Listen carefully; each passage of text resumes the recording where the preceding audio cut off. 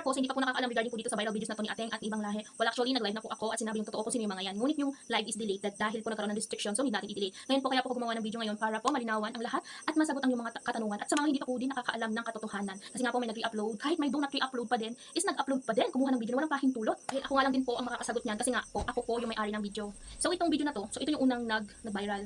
So yan, yung video na yan was taken so itong taon makikita nyo. Yung video na yan is kinontent lang yung comment ng isang commenter kung saan, kung makikita mo, so ayan o. Ayan, kasi nga hindi nga po totoo. So ginawa ng content yung sinabi ng isang commentor. Ngayon naman, hindi naman alam na magbabiral yung video na yan. So that's why ang dami rin pong lumabas na mga marites at basher. Hindi ko nga po sila mapigilan. Well, actually, tinatawanan ko lang kasi nga hindi nila alam yung totoong nangyayari. That's the example of, hindi ko naman nila lahat. Pinoy nga naman, no?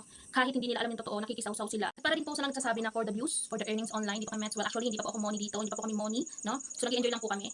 At isa rin pong naisip kong content is content yung mga nagko-comment na walang alam. So yan nga, naglabasan yung mga marites on the Philippines, hindi ko man nila lahat. Well, actually, may mga tao din naman talagang bago sila mag-judge, in-stock nila muna bago sila magbitaw ng salita. Gusto ko rin pong sabihin na lalong-lalo na po sa mga OFW na sinasabi nila is nadadamay sila. Well, actually, I don't have intention na mandamay ng OFW, which is this is entertainment only or content only, no? So kino-content yung mga nagko-comment na walang alam. Hindi na rin po ako ng pasensya kung may nadadamay po na OFW. Well, mostly may mga ano ba talaga matitinong OFW, pero in the reality, kaya po na maraming nakarelate kasi nga po, ay ilang po talagang OFW na sa totoong buhay nangyayari yon. Gusto ko lang din sabihin na hindi natin hawak yung utak at pag-iisip ng isang tao. At kahit anong explain mo, may mambabash at mambabash sa'yo, no? At may masasabi pa rin sa'yo kahit anong buti ng ginagawa mo. Kasi nga, minsan, ang tao, lalo na mga Pinoy, ayaw nilang may umaangat, kaya nagagalit sila. So, gusto ko lang sabihin na do not make it serious ang aking content dahil lang po is kino-content ko lang po regarding sa mga comment ng taong walang alam. And that's why, isang lesson din na wag natin ikumpara lahat ng tao sa iba. Like, wag natin lahatin, mostly. Yan nga, katulad ng si partner, sinasabi nila, ay, mabaho, ganito, ganyan. Well, actually, that's not true, kaya hindi kami nasasaktan. Kasi nga, alam namin yung totoo, no? Kasi nga, may ibang nagko-comment na walang, tek na yan, charot. So, yan, tinatawanan lang namin, no? Kasi they reflect kung anong ugaling meron sila. Parang ako, nadadamay. Like what? Karoon ng asawang ibang lahi is umahon na ng kahirapan. That's the wrong mindset of the Filipinos. Other Filipino, hindi ko nila lahat. Mostly ganyan. Kasi nga, may tao talagang naiingit sa'yo. Kaya nga, dinadown kanila. So yun, ipapakilala ko kung sino yung babaeng yan. Well, mostly, nasa post ko na rin kung sino yung babaeng yan at may nakakakilala. So yan, itong video nga is taken ng itong taon, no? So matagal na yan. So anong taon na ngayon?